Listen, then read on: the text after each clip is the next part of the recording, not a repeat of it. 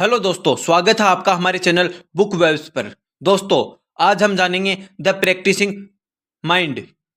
The practising mind पुस्तक हमें ये सिखाती है कि सफलता और शांति बाहरी परिणामों में से नहीं बल्कि हर दिन किए गए छोटे छोटे अभ्यासों से आती है। थॉमसन एम स्टर्नर के अनुसार हम वही बनते हैं जो हम बार बार करते हैं। हम अपनी प्रक्रिया से ही असल में अपने लक्ष्य को प्राप्त करते हैं, न कि केवल अंत परिणाम से। इस पुस्तक में लेखक ने हमें यह समझाया है कि जीवन को संपूर्ण रूप से जीने के लिए हमें प्रस्तावित प्रक्रिया को अपनाना होगा, न कि केवल लक्ष्य की चिंता करनी चाहिए। अगर हम हर काम को पूरी सजगता, धैर्य और प्रेम से करते हैं तो वह काम हमारे लिए अभ्यास बन जाता है और धीरे धीरे हम अपनी पूरी क्षमता का उपयोग करना शुरू कर देते हैं। इस पुस्तक के मुख्य संदेश में यही बात है कि कोई भी कार्य छोटा या बड़ा नहीं होता, वह सिर्फ एक अभ्यास है और जब हम इसमें पूरी तरह उपस्थित रहते हैं तो हम अपने जीवन को नया दिशा और उद्देश्य दे सकते हैं। तो आगे बढ़िए और जीवन को अभ्यास की तरह अपनाइए, क्योंकि यही असली सफलता है। दोस्तों, वीडियो में आगे बढ़ने से पहले आप हमारे चैनल को सब्सक्राइब करें तथा वीडियो को लाइक करना ना भूलें। दोस्तों, अब हम जानेंगे अध्याय 1 के बारे में, मन की शक्ति और अभ्यास की कला। द प्रैक्टिसिंग माइंड पुस्तक की शुरुआत एक बेहद सरल लेखिक गहरी बात से होती है। हर चीज का अभ्यास ही सिद्धि का मार्ग है। लेखक थॉमसन एम स्टर्नर हमें ये सिखाते हैं कि हम कैसे अपनी सोच को धीमा करके अपने कार्य पर पूरी तरह केंद्रित होकर और हर पल में उपस्थित रहकर जीवन में न केवल सफलता पा सकते हैं बल्कि मानसिक शांति और संतुलन भी हासिल कर सकते हैं। आज की भागदौड़ और तुरंत परिणाम चाहने वाली दुनिया में हमारा ध्यान बार बार लक्ष्य पर जाता है, जिससे हम प्रक्रिया का आनंद लेना भूल जाते हैं। लेखक बताते हैं कि अगर हम किसी भी कार्य को अभ्यास की भावना से करें, बिना परिणाम की चिंता किए, तो न केवल हम उसमें बेहतर बनते हैं बल्कि हमारा मन भी स्थिर और आनंदपूर्ण रहता है। बचपन से ही हमें सिखाया गया है कि गति ही जीवन है, लेकिन इस पुस्तक में लेखक एक विपरीत परिप्रेक्ष्य रखते हैं। स्थिरता और धैर्य ही सच्ची गति है। जब हम किसी संगीत वाद्य यंत्र को बजाना सीखते हैं तो हमें बार बार रियाज करना होता है, लेकिन क्या होता है जब हम परिणाम के बारे में बहुत जल्दी सोचने लगते हैं? हम चिढ़ जाते हैं, तनाव में आ जाते हैं और अभ्यास से दूरी बना लेते हैं। यही प्रक्रिया जीवन के हर पहलू में लागू होती है। पढ़ाई, कैरियर, रिश्ते, स्वास्थ्य। लेखक हमें सिखाते हैं कि प्रैक्टिसिंग माइंड यानी अभ्यास में मन विकसित करना क्यों जरूरी है। यह एक ऐसा मन है जो केवल वर्तमान क्रिया में व्यस्त है, जो सोचता नहीं कि यह कार्य कब पूरा होगा बल्कि उसे कैसे पूर्णता के साथ किया जाए। अध्याय नंबर 2, प्रक्रिया में रहना ही शांति है। थॉमसन एम स्टर्नर इस अध्याय में कहते हैं कि हम में से अधिकतर लोग परिणाम पाने की इतनी जल्दी में रहते हैं कि हम उस प्रक्रिया को नजरअंदाज कर देते हैं जो वास्तव में हमें उस परिणाम तक ले जाती है। उदाहरण के लिए, अगर कोई व्यक्ति पियानो बजाना सीख रहा है तो वह सोचता है कि कब वह एक मुश्किल गीत बजा पाएगा, लेकिन यह सोचते हुए वह उस अभ्यास का आनंद नहीं लेता जो उसे धीरे धीरे उस लक्ष्य तक ले जाएगा। लेखक इसे प्रक्रिया से कट जाना कहते हैं, और जब हम प्रक्रिया से कट जाते हैं तो हम बेचैन हो जाते हैं, अपने ऊपर जरूरत से ज्यादा दबाव डालते हैं और आनंद की बजाय तनाव में डूब जाते हैं। लेखक एक अद्भुत सूत्र बताते हैं, प्रोसेस नोट द प्रोडक्ट, यानी प्रक्रिया में रहो, न कि केवल उत्पाद या परिणाम पर ध्यान दो। जब आप कोई काम कर रहे हो, चाहे वह बर्तन धोना हो, गाड़ी चलाना हो, योग करना हो या किताब पढ़ना, तो उसे इस तरह करो जैसे कि आप वही करना चाहते थे। इस सोच से आपकी एकाग्रता, शांति और आत्म जागरूकता तीनों ही बढ़ती हैं। लेखक एक उदाहरण देते हैं, जब कोई तीरंदाज तीर चलाता है तो उसका पूरा ध्यान बाण के निशाने पर जाने से ज्यादा उस क्षण में होता है जब वह धनुष को खींच रहा होता है। वह अपनी सांस, अपने हाथों की स्थिति, अपने शरीर के संतुलन और मन की स्थिरता पर ध्यान देता है। यही अभ्यास में जीवन है। अगर तीर चलाने वाला हर बार केवल सोचता रहे कि तीर कितनी दूर जाएगा या कितने अंक मिलेंगे, तो वह सटीक निशाना नहीं लगा सकता। इसी तरह हम अपने जीवन को भी अभ्यास की तरह देख सकते हैं। हर दिन, हर कार्य, हर चुनौती को एक अभ्यास सत्र मानिए। यह दृष्टिकोण हमें निरंतर सीखने, सुधारने और आनंद लेने की स्वतंत्रता देता है। जब हम अभ्यास को ही लक्ष्य बना लेते हैं, तब हम थकते नहीं, हम निराश नहीं होते, क्योंकि हमारे पास हर क्षण को बेहतर बनाने का अवसर होता है। और यही असली आजादी है, जब हमें यह एहसास हो जाए कि हम प्रक्रिया को नियंत्रित कर सकते हैं। अध्याय नंबर 3, अनुशासन आजादी की असली चाबी। अक्सर लोग सोचते हैं कि अनुशासन किसी बंधन की तरह है, जैसे कि वह हमारी आजादी को छीन लेता है। लेखक थॉमसन एम स्टर्नर इस सोच को पूरी तरह पलट देते हैं। वे कहते हैं कि अनुशासन ही असली आजादी है। जब आप किसी आदत को दोहराते हैं, जब आप अपने लक्ष्य के लिए रोज कुछ करते हैं, जब आप प्रक्रिया को हर दिन निभाते हैं, तो आप वास्तव में खुद पर नियंत्रण करना सीखते हैं। और आत्म नियंत्रण से बड़ी स्वतंत्रता कोई नहीं है। वे कहते हैं कि अनुशासन का अर्थ यह नहीं कि आप अपने परफेक्ट हो, बल्कि इसका मतलब है कि आप जानबूझकर वही करते हैं जो आपके लिए अच्छा है, भले ही वह पल में आसान न लगे। लेखक हमें यह भी बताते हैं कि हम अक्सर दो खेमों में बंटे होते हैं, एक हिस्सा जो तुरंत आराम चाहता है और एक हिस्सा जो लंबी अवधि की सफलता के लिए मेहनत करना चाहता है। अनुशासन वह पुल है जो इन दोनों के बीच संतुलन बनाता है। उदाहरण के लिए, जब कोई व्यक्ति रोज सुबह उठकर ध्यान करता है, तो वह अपने भीतर के शोर को शांत करना सीखता है। जब कोई कलाकार रोज अभ्यास करता है, तो वह धीरे धीरे कला में माहिर हो जाता है।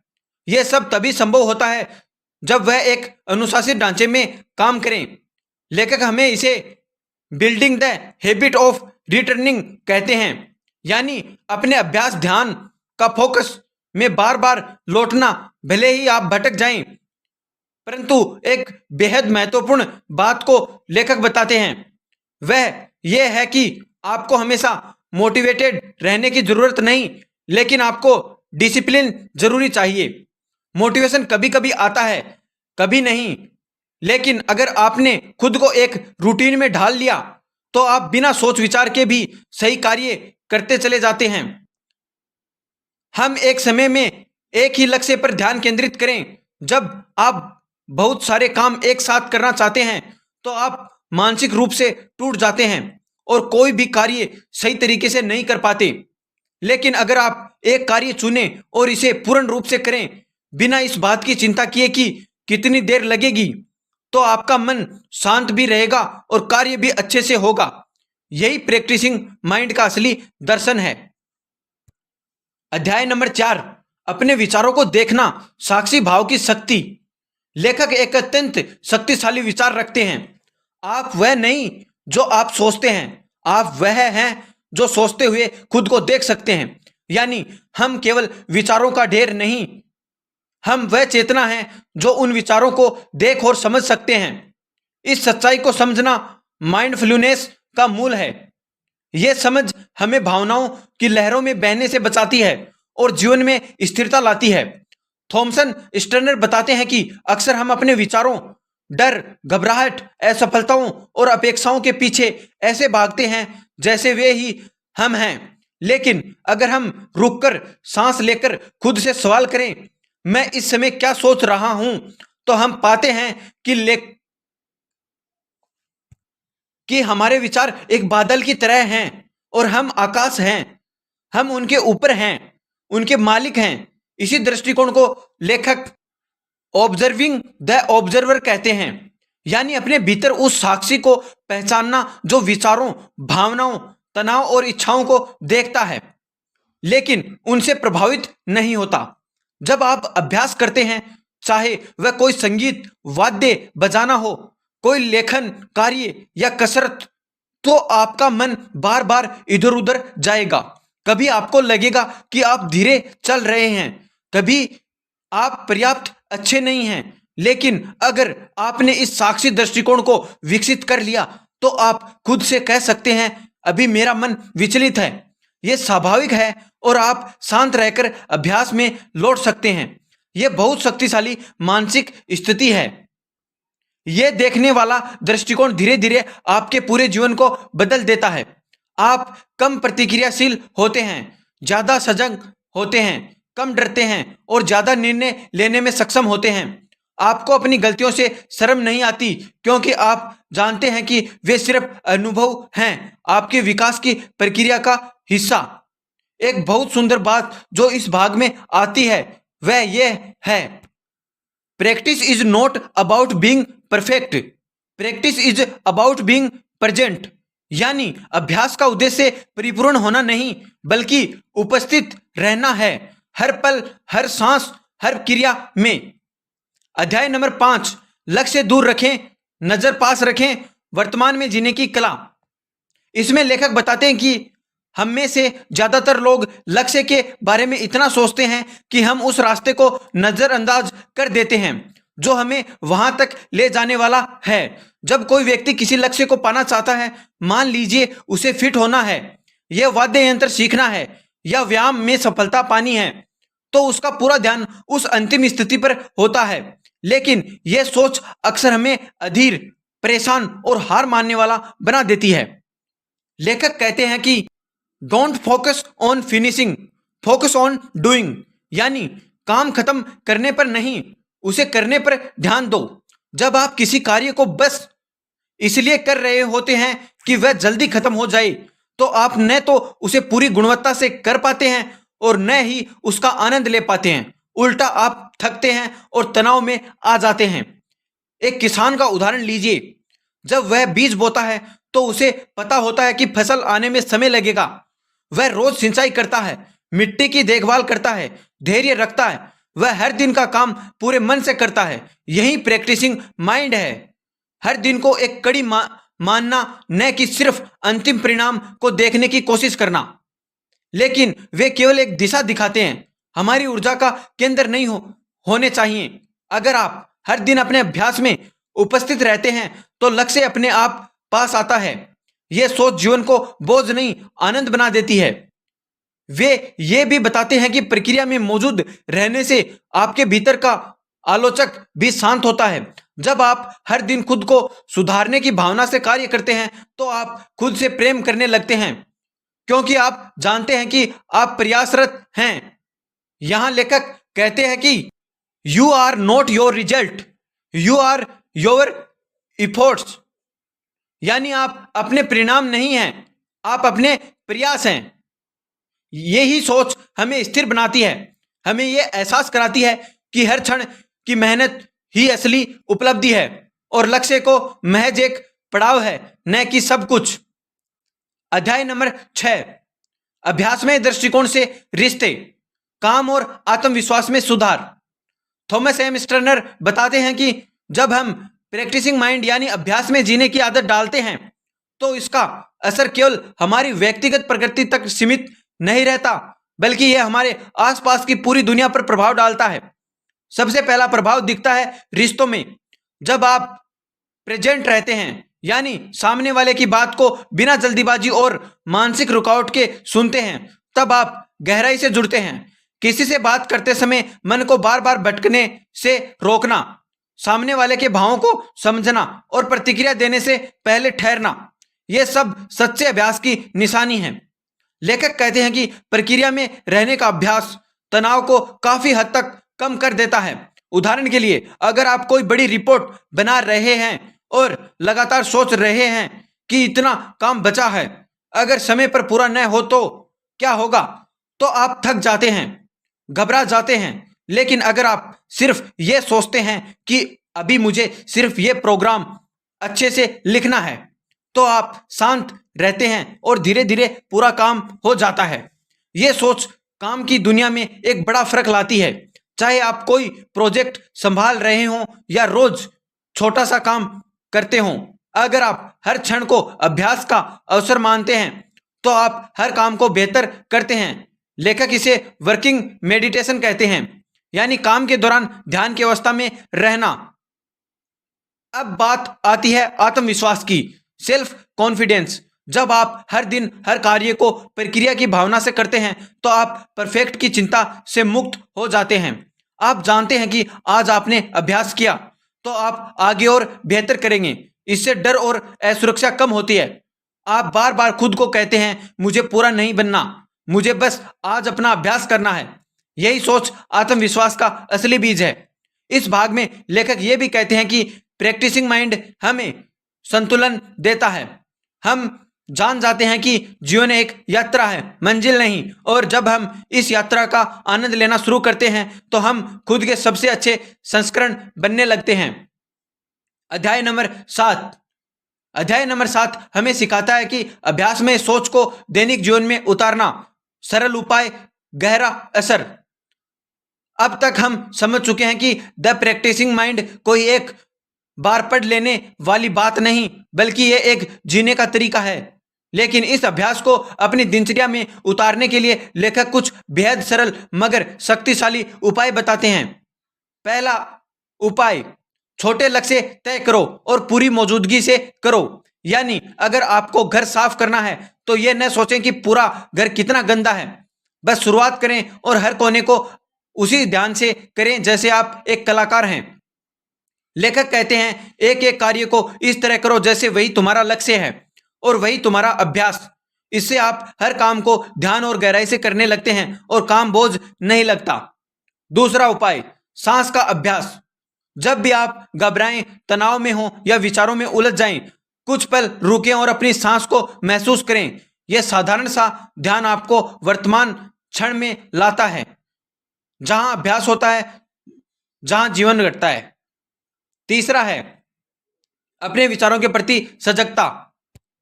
अगर आपके भीतर कोई नकारात्मक विचार उठे, जैसे मैं कभी यह नहीं कर पाऊंगा, मैं बहुत पीछे हूं, मुझ में अनुशासन नहीं है, तो उसे पकड़िए, देखिए और फिर कहिए यह बस एक विचार है, मैं इसे मानने के लिए बाध्य नहीं हूं। आप धीरे धीरे अपने विचार के ऊपर नियंत्रण पाते हैं और यही असली शक्ति है। चौथा और बहुत महत्वपूर्ण अभ्यास, हर दिन सिर्फ एक चीज पर अभ्यास करना। एक दिन में 50 नई आदतें बनाने की कोशिश मत करो, बस एक आदत को चुनो, जैसे सुबह शांत बैठकर 10 मिनट ध्यान करना, या कोई कला सीखना, या सिर्फ वर्तमान में खाना खाना, और उसे अभ्यास की तरह निभाओ। धीरे धीरे यह अभ्यास आपके स्वभाव का हिस्सा बन जाएगा। लेखक इसे लिविंग डिलिबरेटली कहते हैं, यानी जानबूझकर सजगता से और उद्देश्यपूर्ण जीना।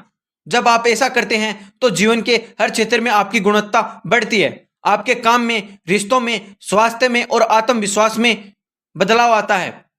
अंत में लेखक यही कहते हैं कि practice is who we are, यानी हम वही हैं जो हम रोज अभ्यास करते हैं। हमारी आदतें, हमारा दृष्टिकोण, हमारी सजगता, यही हमें परिभाषित करती हैं। अध्याय नंबर 8, सार और समापन। अभ्यास ही आत्म स्वरूप की कुंजी है। लेखक इस अंतिम भाग में एक बहुत ही गहरी बात कहते हैं। हम अपने अभ्यासों से ही बनते हैं। हम वही बनते हैं जो हम बार बार करते हैं। अगर हम हर दिन जल्दबाजी, तनाव, आलोचना और हताशा को दोहराते हैं तो हम वैसा ही बनते जाते हैं।